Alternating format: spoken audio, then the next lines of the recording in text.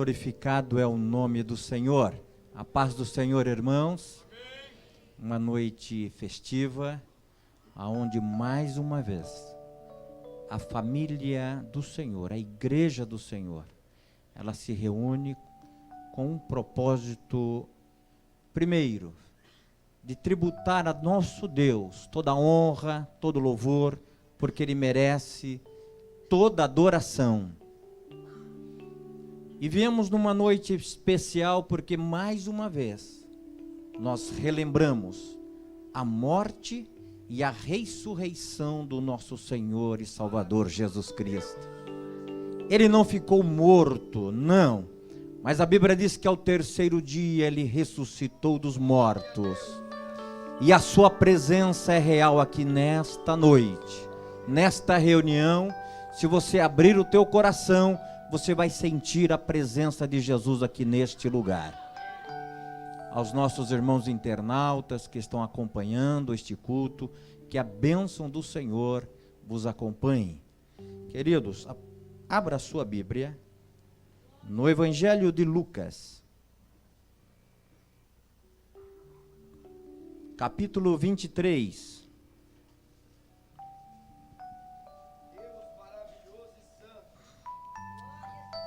A partir do versículo 33. Quero louvar a Deus pela vida de todos que estão pela primeira vez aqui nesta casa. Queremos dizer que esta casa não é outro lugar senão a casa do Senhor. E você é muito bem-vindo aqui neste lugar. Aleluia. Evangelho de Lucas, capítulo 23, a partir do versículo 33. E quando chegaram ao lugar chamado Caveira, ali o crucificaram, e os malfeitores, um à direita e o outro à esquerda. E dizia Jesus: Pai, perdoa-lhes, porque não sabem o que fazem. E repartindo as suas vestes, lançaram sortes. E o povo estava olhando, e também os príncipes zombavam dele, dizendo: aos outros salvou, salve-se a si mesmo, e se é o Cristo, o escolhido de Deus. E também os soldados escarneciam dele, chegando-se a ele e apresentando-lhe vinagre. E dizendo: se tu és o rei dos judeus, salva-te a ti mesmo. E também por cima dele estava um título escrito em letras gregas, romanas e hebraicas: Este é o rei dos judeus. E um dos malfeitores que estavam pendurados blasfemava dele, dizendo: se tu és o Cristo, salva a ti e mesmo e a nós. Respondendo, porém, o outro repreendia-o, dizendo: tu nem ainda temes a Deus, estando na mesma condenação? E nós, na verdade, com justiça, porque recebemos o que nossos feitos mereciam, mas este nenhum mal fez. E disse a Jesus: Senhor, lembra-te de mim quando entrares no teu reino. E disse-lhe Jesus: em verdade te digo que hoje estarás comigo no paraíso. Podeis se assentar. Glória ao nome do Senhor. Eu gostaria, sentados mesmo, abra sua Bíblia no Evangelho de Marcos. Eu gostaria de ler apenas 3 versículos. Evangelho de Marcos, capítulo 14.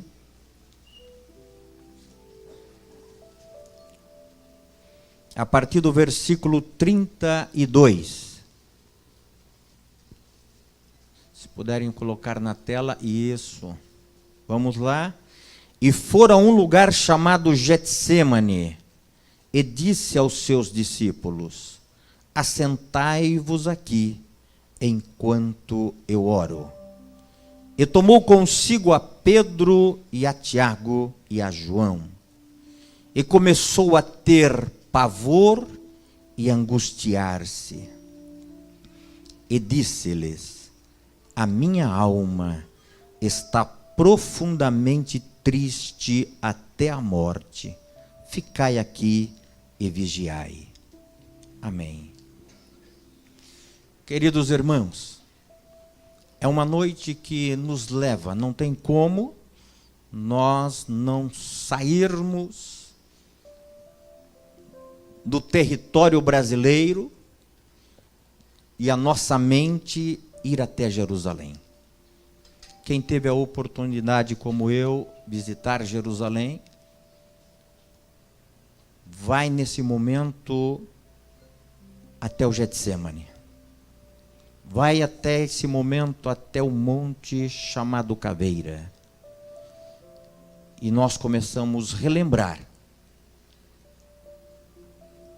A via sacrificial que Jesus, naquele dia, fez para dar a sua vida por mim e por você. Jesus estava entrando em Jerusalém dias antes. E Jesus entrando por Jerusalém, Jesus é saudado. Jesus é aplaudido. E a multidão dizia: bem-vindo, aquele que vem em nome do Senhor. Hosana, Hosana. Aquele que vem em nome do Senhor.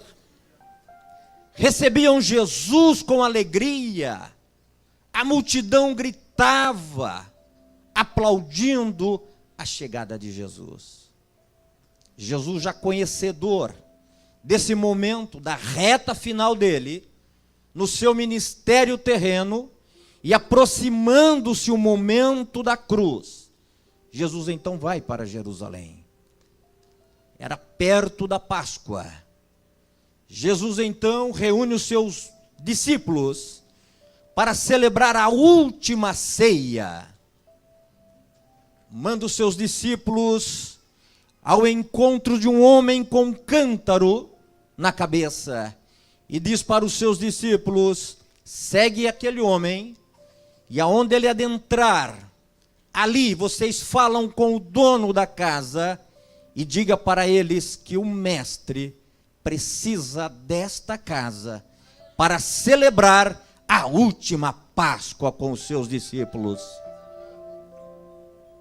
Jesus então senta à mesa, como já foi lido aqui nessa noite.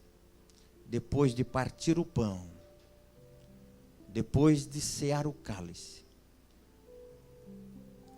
Jesus fala com os seus discípulos: a minha hora está chegando. Canta um hino. E o pastor Maurílio perguntou: que hino é esse? Eu não sei que hino é esse. Quem sabe o autor que escreveu o Rude Cruz pode ter se inspirado neste versículo. Era um momento triste para Jesus. Era um momento difícil para ele, porque ele sabia o que ele ia enfrentar. Ele sabia a cruz que esperava. Ele sabia os espinhos que ia ser cravado na sua fronte, os cravos que iam ser pregados nas suas mãos e pés.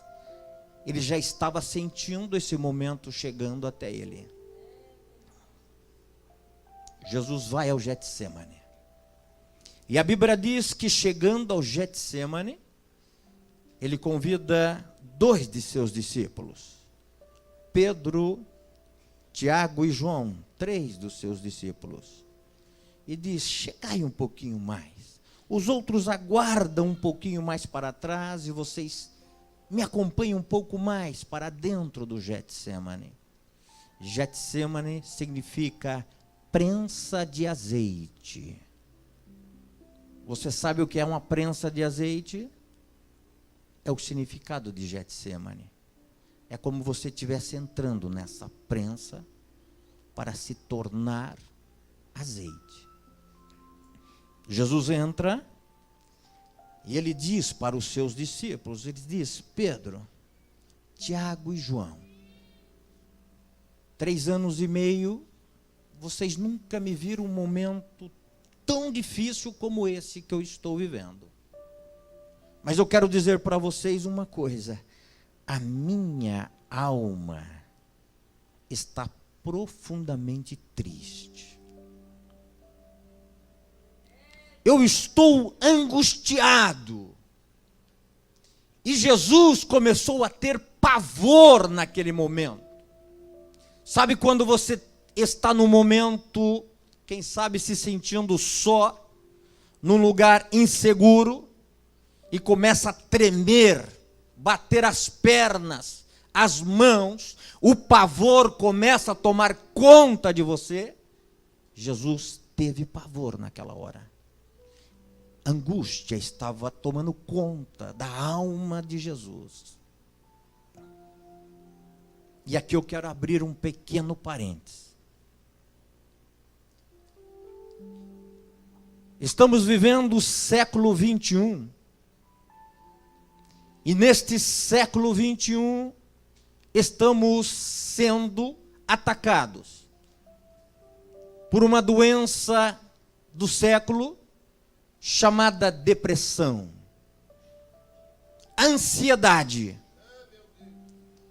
As pessoas andam ansiosos, as pessoas andam deprimidos, depressivos. Nós estamos aqui hoje e meu coração se alegra porque nós estamos com muitos alunos de medicina que muito breve estarão aí montando os seus escritórios. Só para mim ter um conhecimento, você que está estudando medicina, levanta assim a sua mão. Olha, eu estou diante de futuros doutores, doutoras.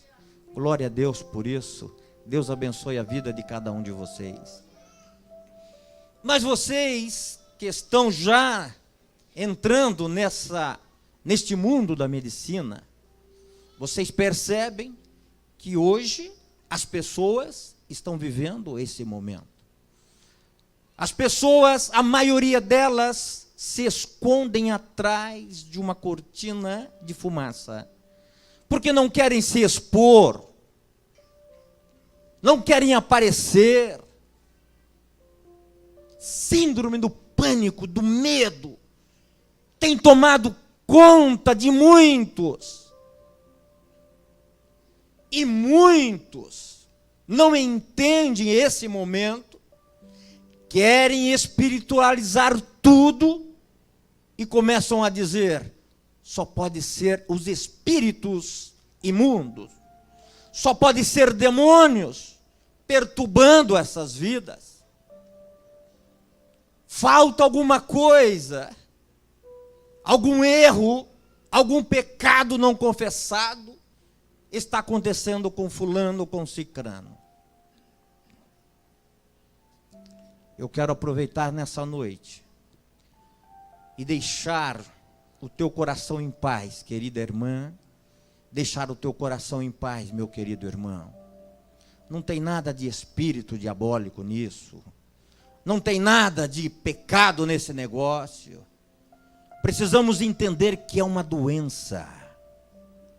Precisamos entender que é o mal desse século. A ansiedade, a depressão, ela pega o pequeno, ela pega a criança, pega o adolescente, está pegando o jovem, está pegando o adulto, a terceira idade. Ela não está escolhendo idade. Porque as situações levam todos nós à beira, muitas das vezes, de uma depressão. Pastor, o senhor poderia ser então um pouco mais claro? Eu estava lendo uma estatística, e ela diz que 16% dos brasileiros já viveram em depressão. Já experimentaram o que é depressão.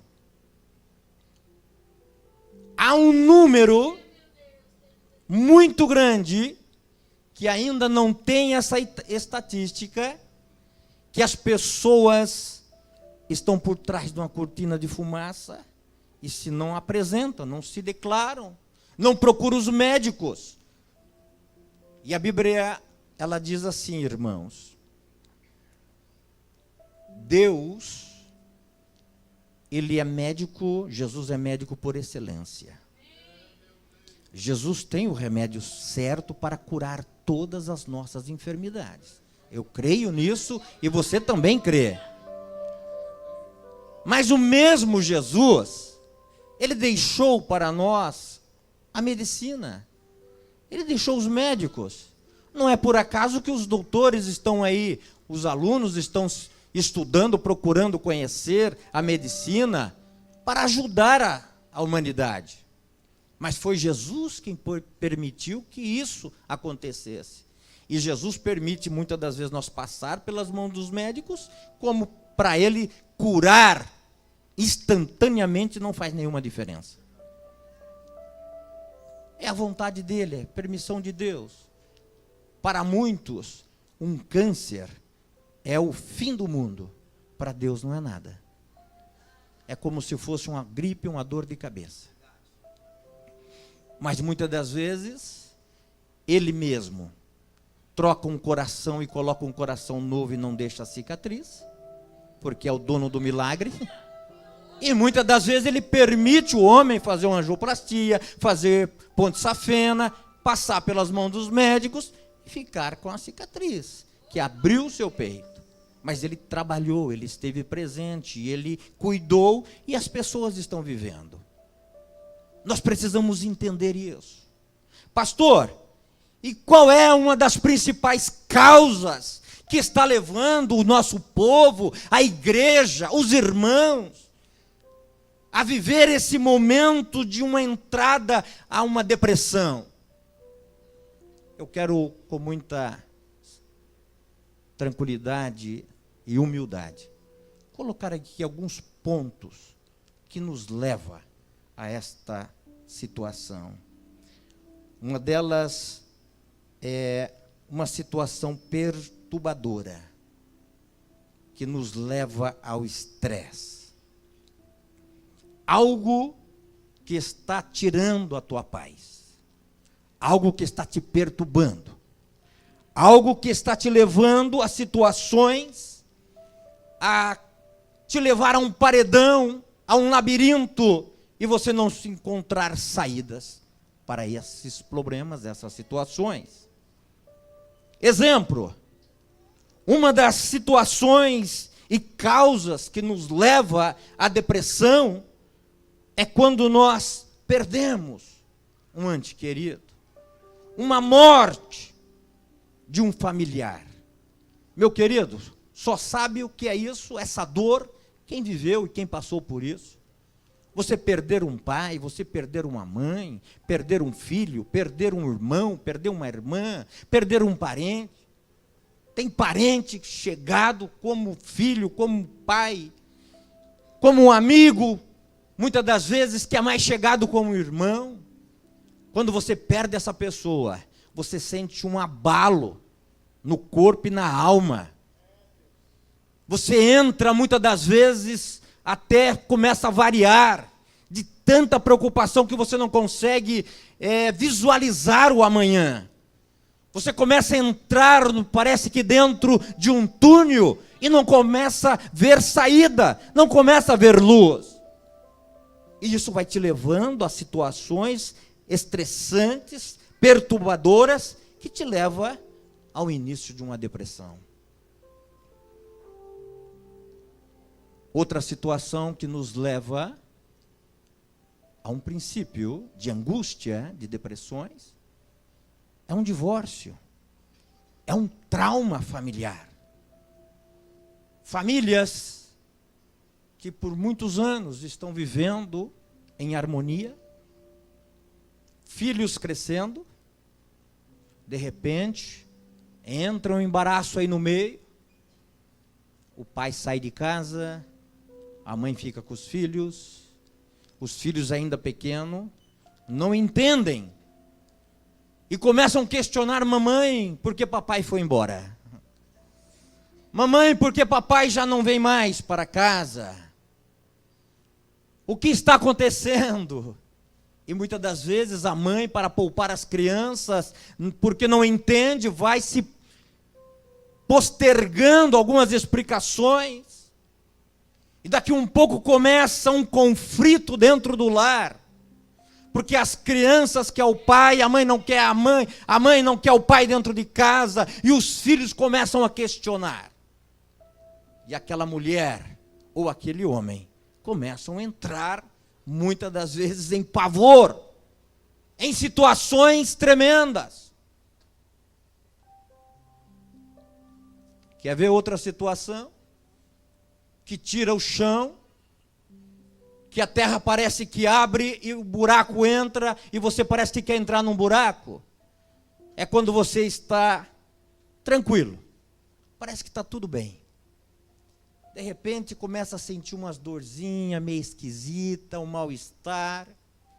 E do nada você vai no teu médico.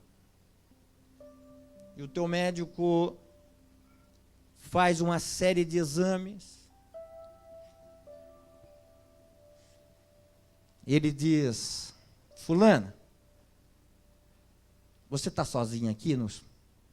Depois dele olhar os exames, analisar, olha para você. Você está sozinha aqui ou está alguém acompanhando?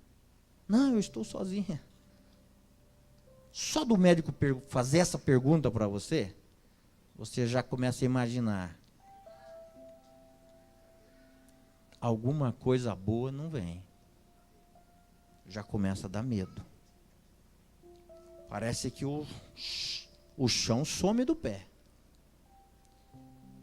Mas doutor, fala logo aí, eu estou preparada. Eu estou preparado. Que está preparado nada?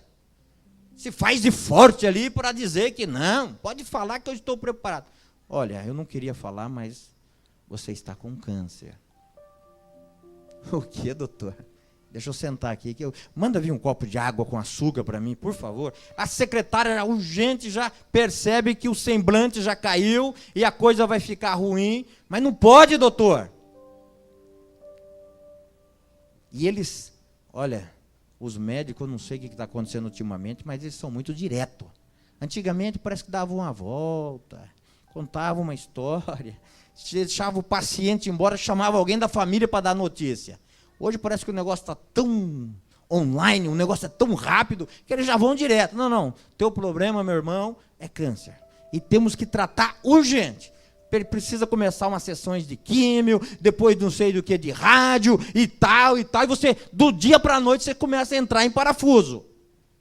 Aí você chega em casa, meu irmão, você já vai para um canto, você começa a nem querer conversar, de repente o silêncio quer tomar conta da tua vida, e as pessoas não conseguem te entender, e você não quer falar o problema, e você começa a se isolar. Atenção, irmãos, famílias. Quando o teu filho, quando a tua filha, quando alguém da tua família, do dia para a noite, começa a querer se isolar, ficar num cantinho, não quer mais conversa, não quer sair. Vamos sair? Não, deixa eu quieto, não estou muito bem. Vamos para a igreja? Não, eu vou assistir por aqui mesmo. Não, vamos para o shopping? Não, eu não quero ver muita gente, eu quero ficar quietinho no meu canto.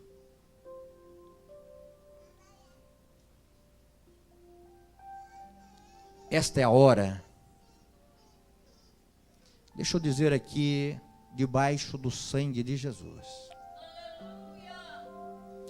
Porque há muitos anos venderam para nós, pastores, que crente não podia ficar doente porque estava em pecado. Que famílias não poderiam ter depressões porque estavam com problemas. E isso era coisas malignas. Daí a mulher não entende o marido não consegue entender a mulher, a situação que ela está vivendo, e sabe que ela precisa nessa hora, meu irmão. Atenta ao que eu estou falando nessa noite. Eu estou falando porque Jesus viveu esse momento que eu estou falando. É por isso que Jesus entende a tua situação. Jesus sabe este problema que nós muitas das vezes estamos sofrendo, porque ele sofreu esse momento lá no Getsêmani. Ele sabe o que é entrar numa angústia profunda. Ele sabe o que é a alma enferma. Ele sabe o que é faltar o chão. Ele entende de tudo isso. Ele é especialista. Por isso que Deus te entende. Por isso Jesus te entende. É por isso que ele mandou o Espírito Santo. Ele disse: eu vou, mas vou mandar o meu Espírito Santo. Porque vocês vão precisar dele todos os dias, até o final dos séculos. Eu vou dizer: no mundo tereis aflições, mas tende bom ânimo. Tenha força, levante a cabeça. Não se deixa por derrotados.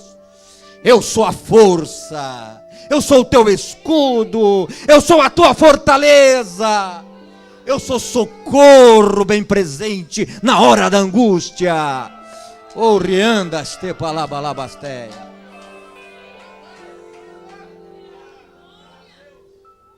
Aí você não entende. Aí você começa a criticar a tua esposa. Aí você começa a fazer coisas que machucam mais ela. Ela já está vivendo num momento terrível. Já começa a tomar remédios. E esses remédios são fortes. Tira a pessoa do seu normal do dia a dia. E aí falta paciência, a tolerância. Daí o homem não entende. Começa a crítica. Começa então os insultos. Começam então a falar, chantagear as pessoas. E isso começa a levar as pessoas mais para o fundo do poço. Quanto mais você insulta, quanto mais você critica, quanto mais você tenta diminuir as pessoas, mais elas se sentem derrotadas. Não é hora de insulta, meu irmão, minha irmã. Não é hora de crítica, não, meu irmão. Não é hora de tentar criar situações que levam ao desespero, não. É hora de sentar para o diálogo. É hora da conversa. É a hora do ombro amigo nessa hora. É hora de abraçar a esposa e dizer: eu estou junto contigo nessa luta. Eu não te conheci assim, sei que você não é assim. É um momento que está passando, é uma prova que estamos passando, mas Jesus vai nos dar força. Conte comigo, conte com a minha ajuda. Precisa ir no médico? Vamos no médico. Precisa do medicamento? Vamos tomar o medicamento certinho. Isso vai passar. Não tem nada de espíritos mal, não, meu irmão. Quando o espírito mal quer nos atacar, nós sentimos a pressão maligna e nós repreendemos no nome de Jesus. Mas nem tudo é a pressão maligna. Na opressão maligna é os problemas, é as dificuldades, é os bullying lá na faculdade, lá na escola, os nossos adolescentes sendo criticados, humilhados, e eles tentando uma saída, sabe como? Achando que o suicídio é o caminho. Sabe por que os nossos jovens e os nossos adolescentes estão tentando suicídio? Foz do Iguaçu, vocês que estão estudando, devem ter essa estatística. É uma das cidades com maior índice de tentativa de suicídios no meio dos nossos jovens e adolescentes. Que é isso? Vivendo dentro das escolas, dentro do trabalho, dentro das faculdades, em cima de chantagem, de bullying, críticas, e eles se sentem humilhados. E aí o pai não entende, a mãe não entende, O pai nem senta para conversar, a mãe já não tem mais tempo para conversar, porque estamos vivendo dias, irmãos, que nós terceirizamos tudo. Na nossa casa é a secretária que consegue comandar todas as coisas. Nós já não temos mais tempo para os nossos filhos. Nós não temos mais tempo para a nossa família. Nós já não temos mais diálogo com eles, não sabemos o que está acontecendo. Eles chegam da escola, vão para a escola, volta e passa fim de semana e começa a semana. Nós não sabemos o que está acontecendo com eles lá. E de repente eles começam a se fechar, eles começam a entrar em crise. E eles começam a pensar: papai não se importa comigo, mamãe não se importa comigo, não tem ninguém por mim. Melhor mesmo eu dar fim na minha vida. Melhor de tudo eu acabar com os meus sonhos. Melhor de tudo eu acabar e deixar meus pais em paz.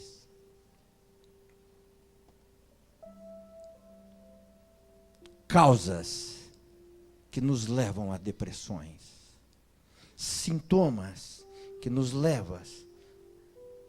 Remédios excessivos que por conta, por automedicação, muitas das vezes, muitas pessoas começam a tomar. Porque não procuram um psicólogo, um psiquiatra, para fazer um tratamento e tomar o remédio certo. As mulheres sofrem de alterações hormonais. Pós-parto, sofrem uma situação, e muitas das vezes começam a entrar em angústia e depressões. Eu venho trazer essa palavra hoje,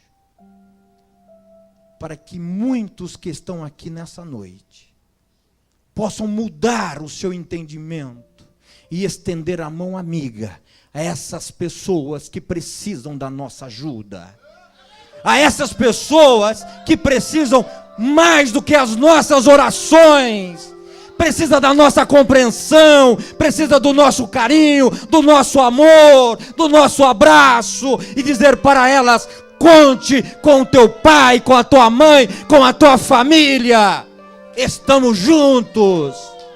Oh, aleluia.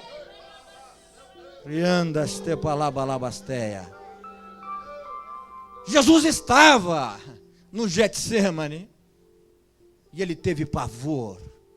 Angústia tomou conta de si. Era um momento cruel para ele enfrentar. Era uma nuvem escura que ele estava vislumbrando. E ele chama os seus discípulos. Por isso que nós precisamos ter amigos, companheiros, pastor Amorim. Porque esse momento chega. O dia difícil chega na vida de todos nós. E é por isso que nós precisamos ter amigos, amigas, famílias que compreendem a situação de um do outro. Parar com esse egoísmo, estando bom para mim, o resto não me importa.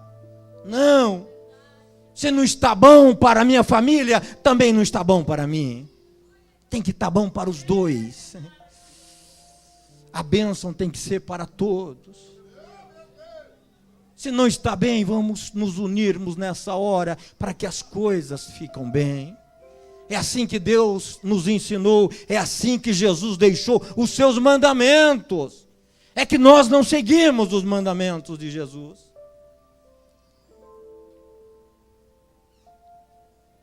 Jesus passa essa fase. Jesus passa a fase da angústia, do Getsemane. E Jesus chega até o lugar chamado Caveira. E é aqui que eu quero que você entenda esta palavra. 3 cruzes. Jesus no meio. 2 malfeitores, um à sua direita e outro à sua esquerda. Ali estava um quadro, ali estava 2 destinos, 2 caminhos. Um caminho que nos leva à salvação e um caminho que nos leva à perdição. Jesus no meio. Morte de cruz, era a pior morte que poderia acontecer para um preso. Para a morte de cruz, era para como os malditos, para os crimes mais perversos da época praticados, eram sentenciados à morte de cruz. Jesus foi sentenciado arbitrariamente. A justiça totalmente corrompida levou Jesus à morte de cruz. Eu tenho certeza que aqueles dois malfeitores, alguns evangelistas chamam de ladrões, os dois ladrões da cruz, eles sabiam que uma vez por ano havia uma liberdade para um dos presos. E todos eles que estavam sentenciados aguardavam esse momento. Quem sabe um desses ladrões da cruz aguardava, quem sabe, uma notícia: o governador vai libertar alguém. Este alguém pode ser eu. A última esperança, antes de cumprir a sentença de morte e morte de cruz, estava num alvará de liberdade que o governador, uma vez por ano, ele dava a um dos presos sentenciados. Quem sabe um desses dois aguardava este momento, quando Jesus estava ali no sinédrio, sendo julgado, sentenciado à morte de cruz. Mas, para a infelicidade desses dois, eles, quem sabe, ouviram nos bastidores, nos corredores das prisões, dizendo: não é vocês, Barrabás estará sendo libertado. Jesus foi sentenciado à morte, e dois estará com ele, um à direita, outro à esquerda. A Bíblia diz que esses dois malfeitores estavam olhando para Jesus e estavam maldizendo de Jesus. Os príncipes, o sacerdote, a multidão que estava ao pé da cruz, olhava para Jesus e diz: tu não és o Cristo? Tu não és o Filho de Deus? Tu nos salvou a tantos. Se tu és o Cristo, salva-te a ti mesmo e salva nós também aqui da cruz. Aqueles malfeitores estavam interrogando, blasfemando, falando de Cristo. A multidão fazendo coro. Ali estava os dois destinos, os dois caminhos. A cruz do meio, a cruz do centro. Na cruz do centro estava o meu Jesus e o teu Jesus.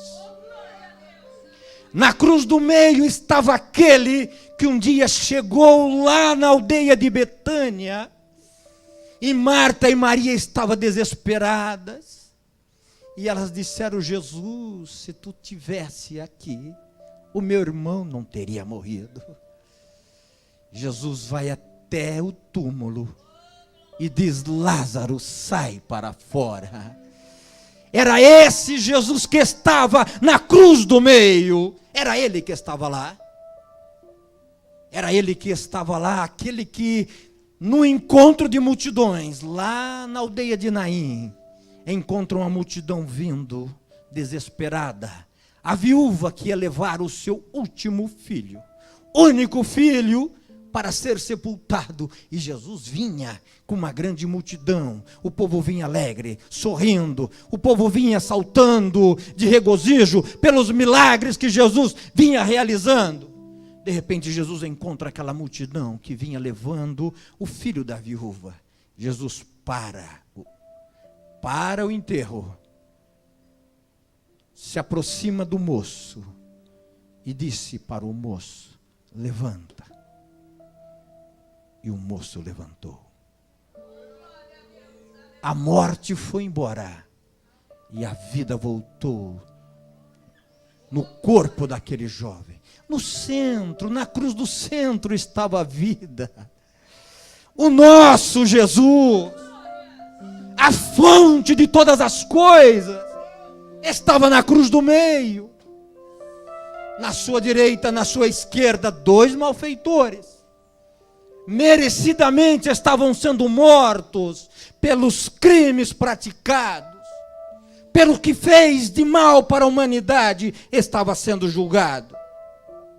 Mas Jesus estava ali, no meu lugar, no teu lugar, pagando o preço.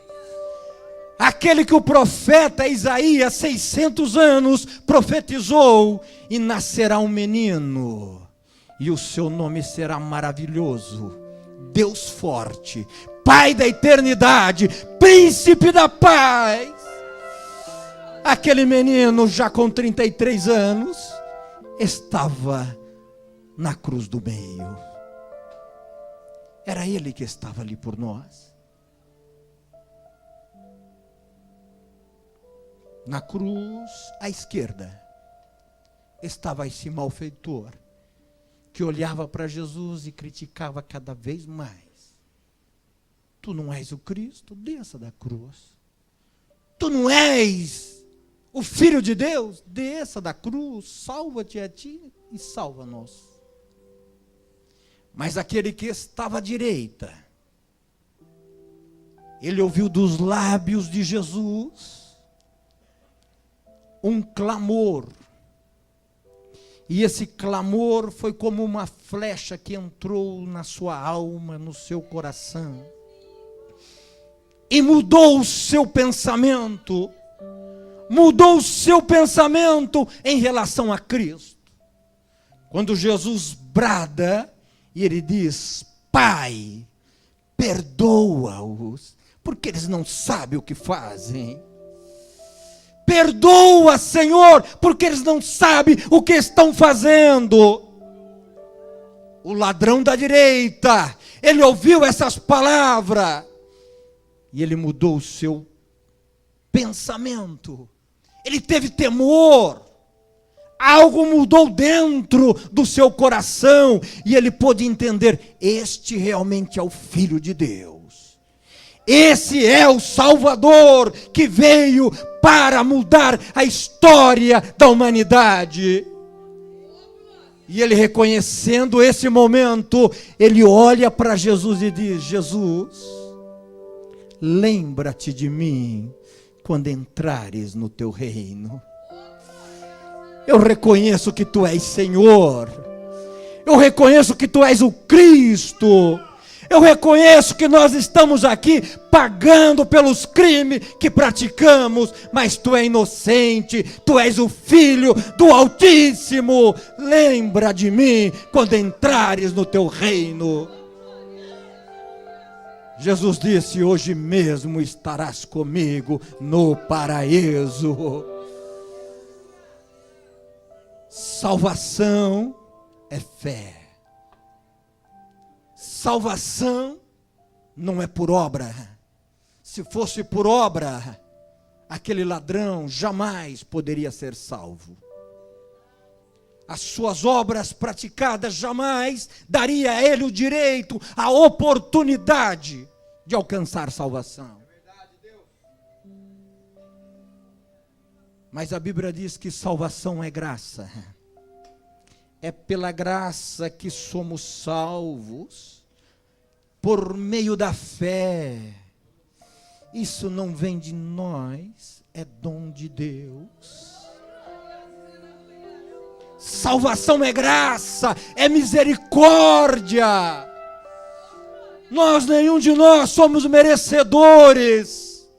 Mas Jesus, através do sacrifício no Calvário, derramou o seu sangue inocente para que eu e você pudéssemos alcançar a salvação da nossa alma.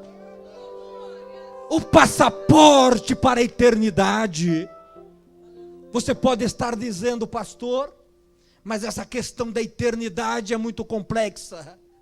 Essa questão da eternidade, se eu for uma pessoa boa aqui na terra, uma pessoa caridosa, uma pessoa bondosa, com certeza, Deus, na hora da morte, Ele vai me conduzir a um lugar seguro, a um lugar de luz. Eu estarei amparado. Não, meu irmão, meu jovem, meu amigo, não existe isso. A escolha nós temos que fazer na terra. O ladrão da esquerda perdeu uma maior oportunidade que ele tinha. Ele perdeu a oportunidade porque estava tão perto de Jesus, mas não sabia quem era Jesus. O ladrão da direita, ele reconheceu, temeu, e reconheceu: esse é o Filho de Deus. A fé o levou a crer que verdadeiramente o homem do meio era o Filho de Jesus, era o Filho de Deus, era Jesus, o Nazareno. O da esquerda não entendeu isso. A escolha nós temos que fazer em vida. Depois da morte não tem mais escolha. Ou você terá 2 caminhos a seguir e 2 destinos. Um caminho pós-morte, que te levará perto de Deus, ao paraíso de Deus, ou um outro caminho que te levará longe de Deus. Não tem terceira via, não tem terceiro caminho. Só tem 2 caminhos, um que te leva perto de Deus e um outro que te leva longe de Deus. E como é que eu posso, pastor, então, garantir o meu passaporte para a eternidade, porque eu não sei quando a minha vida vai terminar na terra? É que ninguém sabe, ninguém tem garantia quanto tempo vai viver. Ninguém sabe que vai amanhecer vivo. Quem tem certeza que amanhã vai acordar vivo? Ninguém tem. A nossa vida está nas mãos de Deus. Só Ele é a vida e só Ele tem o controle da nossa vida. Oh, aleluia! Mas essa escolha nós temos que fazer em vida, não tem como fazer depois. E eu quero abrir nessa noite uma oportunidade que para muitas pessoas, quem sabe você que entrou pela primeira vez, você que ainda não é evangélico, você que ainda não tem a certeza da salvação, você que ainda não confessou para Jesus e abriu o teu coração e disse: Jesus, eu reconheço que Tu és Senhor, que Tu és Salvador, que a morte de cruz não foi em vão, mas foi a morte do Filho do unigênito. Ele amou esse mundo de tal maneira que Deus deu o melhor que Ele tinha, o seu único Filho, para que viesse morrer no meu e no teu lugar. Nessa noite, eu quero dar oportunidade para você tomar uma decisão na sua vida. Deus maravilhoso. Abraçar Jesus e dizer: Jesus, eu não posso viver sem a Tua presença na minha vida. Eu preciso da Tua presença nos meus negócios, na minha faculdade, no meu trabalho, na minha família. Eu preciso da Tua presença. Já bati em tantas portas e todas parecem que se encontram fechadas. Mas nessa noite, humildemente, eu estou ouvindo a Tua palavra. E a Tua palavra falou no meu coração. E eu quero tomar uma decisão hoje, de abrir o meu coração e aceitar-te como Salvador da minha alma. Eu quero saber quantas pessoas estão no nosso meio. Você que quer tomar uma decisão hoje, dizer: eu preciso de Jesus, eu preciso viver uma vida mais íntima com Jesus. Você que precisa, levante assim a sua mão que eu quero orar por você.